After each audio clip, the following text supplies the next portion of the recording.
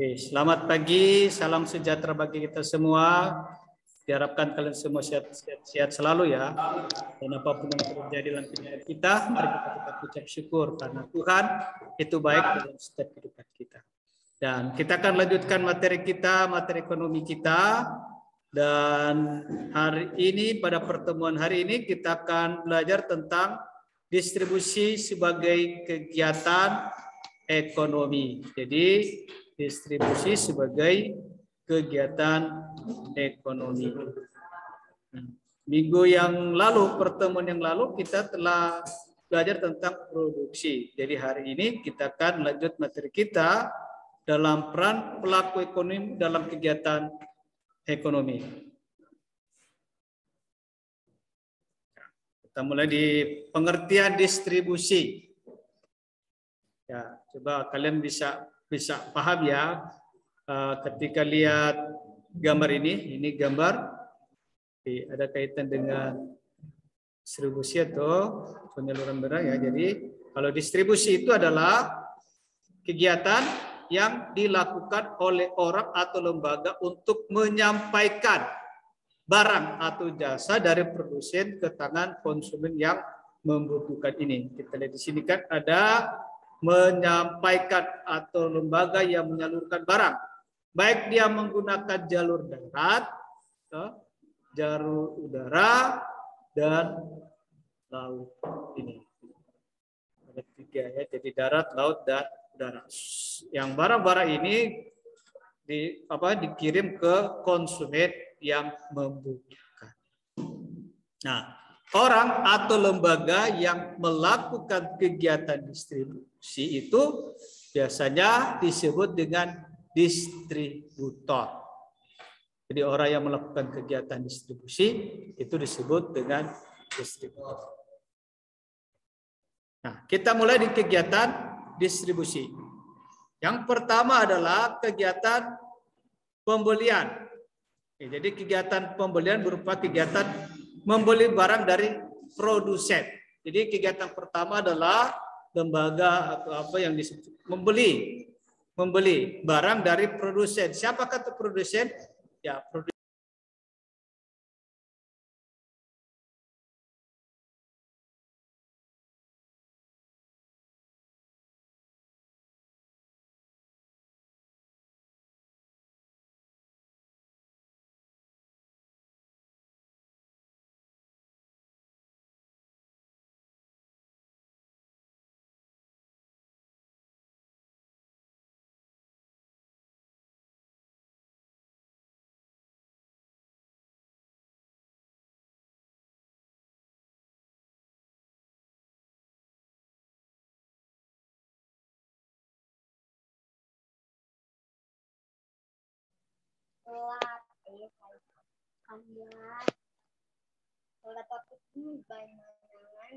ada kutu anak buah.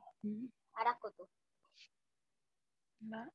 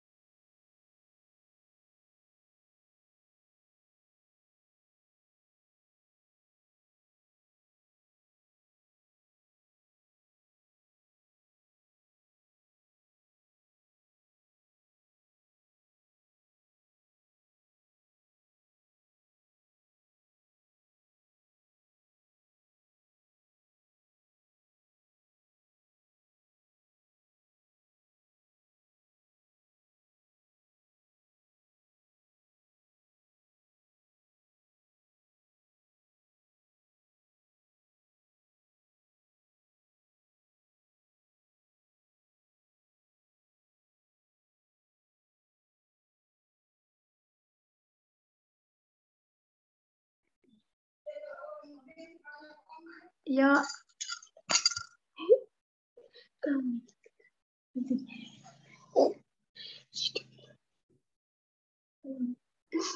Tidak dapat apakah? Oke.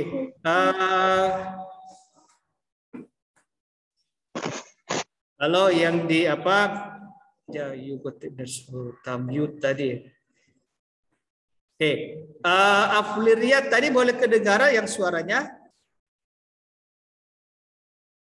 Aktifkan itu. Boleh, Mir. Dapat dengar materi tadi? Boleh? Boleh. Ya, tadi benar ada unmute. Pikirnya ada itu ya, tapi bisa ya, bisa kedengaran ya. Oke, terima kasih banyak. Jadi tidak masalah tadi dari awal bisa kedengaran tuh suara toh? Afril bisa kedengaran? Ayo di Afril. Bisa toh? Bisa kedengaran toh tadi? Benar pikir tadinya ada.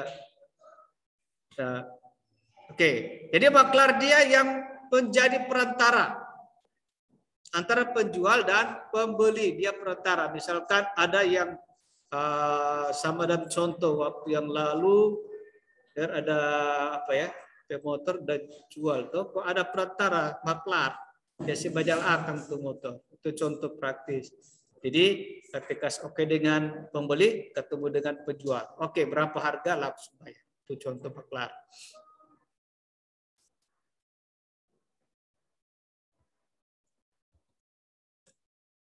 Yang C, komisioner. Merupakan perantara pemasaran seperti maklar ya, hampir sama dengan maklar ya, yang menguasai atau memiliki barangnya. Komisioner tidak hanya mempertemukan penjual dan pembeli.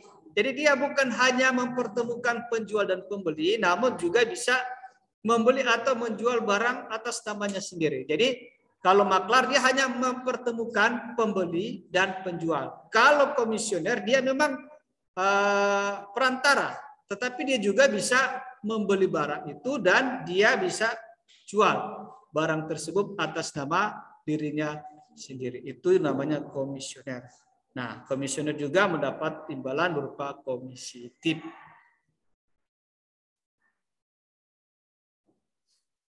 Kita lanjut di yang D, importir. Ya, jadi ini kegiatan yang membeli barang-barang dari luar negeri. Jadi importir merupakan badan atau perusahaan yang membeli barang-barang dari luar negeri untuk dijual di dalam negeri, itu importir. Jadi ini kegiatan import. Jadi import adalah kegiatan yang membeli barang dari luar negeri baru dibawa ke dalam negeri atau dijual di dalam negeri. Orang atau lembaga yang melakukan kegiatan import itu dinamakan importir. Negara yang melakukan kegiatan impor itu dinamakan negara importir. Jadi orang atau lembaga yang melakukan kegiatan impor itu dinamakan importir. Oke, jadi importir merupakan badan atau perusahaan yang membeli barang dari luar negeri dan dijual di dalam negeri. Banyak ya barang-barang yang dari luar negeri. Kalau kalian pergi ke swalayan, ke toko, ya biasanya hal-hal yang begini waktu yang lalu sebelum COVID ini ada tugas kunjungan. Jadi kalian akan ke ke toko-toko swalayan, ada di Golden Kah atau di Multimart. Nah di situ kan akan catat barang-barang impor. Tapi karena kita masih dalam suasana COVID ya, jadi tidak bisa orang ke sana. Apalagi masih ada pembelajaran secara daring ya. Nanti juga kalau Tuhan berkenan sudah bagus-bagus, orang bisa survei kunjungan ke pasar atau ke swalayan. Jadi situ kalian cek, oh ada barang-barang dari mana? Kan di situ ada barang-barang kan kalau di toko sudah ada pembagian. Ada bahan makanan, bahan-bahan pokok dan satu. Cek dia made in mana? Ada dari Thailand, Taiwan. Di situ kalau kalian ke Golden, ternyata barang banyak juga barang-barang impor. Itu contoh kegiatan yang melakukan importir. Baru eksportir ya. Eksportir berarti ekspor. Ekspor kegiatan yang menjual barang ya dari dalam negeri dijual ke luar negeri. negara atau lembaga atau orang yang melakukan impor, melakukan impor itu disebut importir ya. Baru negara atau orang atau lembaga yang melakukan ekspor itu dinamakan eksportir. Jadi eksportir merupakan badan atau perusahaan yang menjual barang-barang yang dihasilkan oleh produsen dalam negeri ke luar negeri. Jadi barang-barang dalam negeri baru dijual ke luar negeri, itu eksportir. Orang yang melakukan kegiatan ekspor dinamakan eksportir. Pedagang besar atau grosir. Nah, merupakan pedagang yang membeli dan menjual barang dalam jumlah besar. Umumnya pedagang besar tidak menjual langsung barangnya kepada konsumen, namun melalui pedagang eceran. Nah, biasa orang yang tidak bisa langsung. Jadi orang melalui pedagang eceran, tidak langsung ke konsumen, tapi melalui pedagang eceran. Nah, pedagang eceran merupakan pedagang yang membeli barang dari produsen atau pedagang besar, kemudian menjual barang tersebut kepada konsumen. Itu. Nah, sekarang faktor-faktor yang mempengaruhi distribusi. Yang pertama, produk.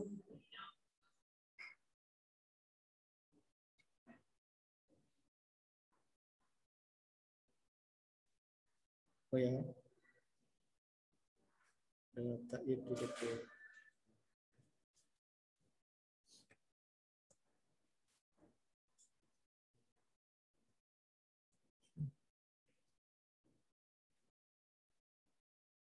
Ada hal yang berubah karena ada kedua masalah teknis ya. Ya, kita lanjut di faktor-faktor yang ini kita tulis apa?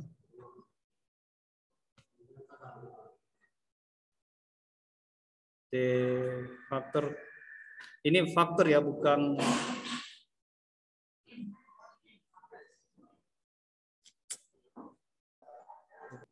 maaf ya, ada kesalahan sedikit di apa?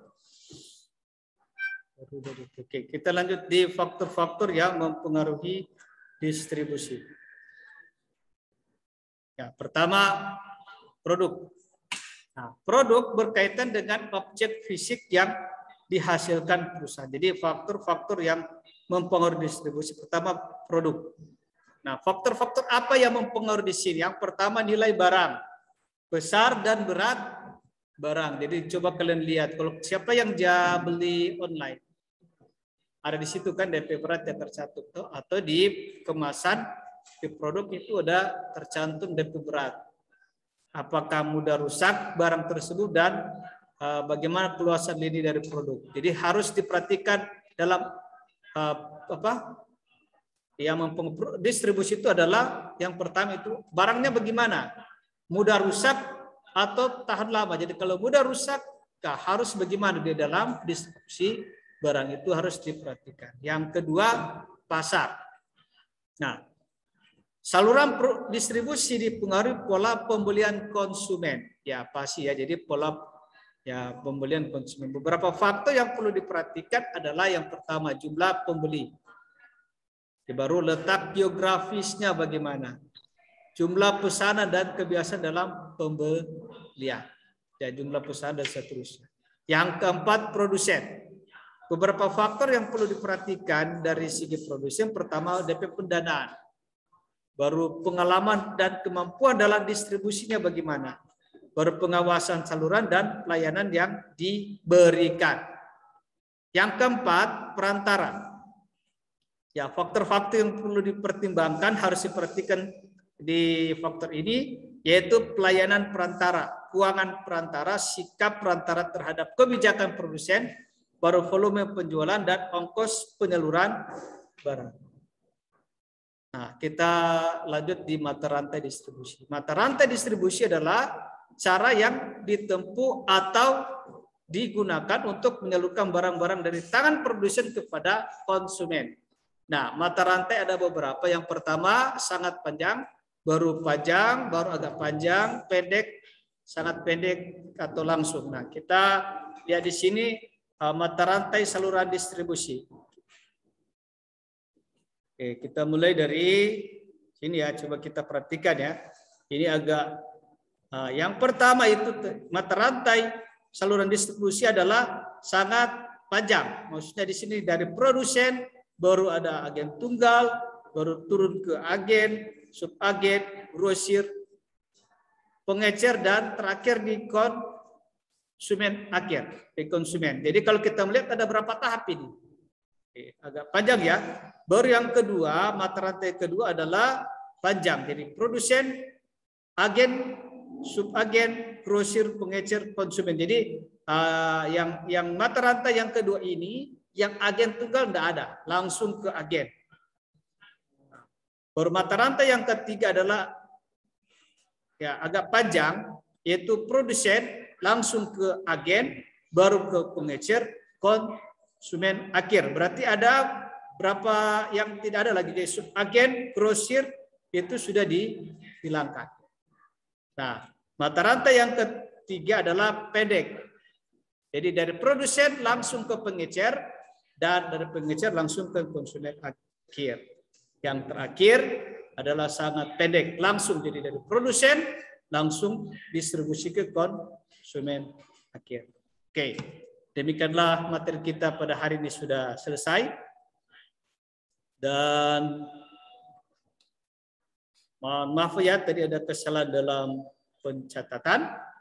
Oke, terima kasih banyak kalian sudah aktif dalam kegiatan ini, dan diharapkan yang kamera itu diaktifkan supaya ini rata-rata ndak ada DP di apa dibilang si aktif kamera kok, si aktif supaya bagus kelihatan.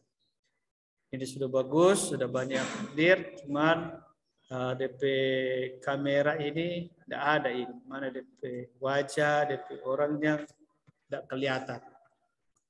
Jadi tolong diaktifkan kamera ya, supaya apalagi kita pembelajaran secara daring, supaya bisa kenal ya, bisa dikenal.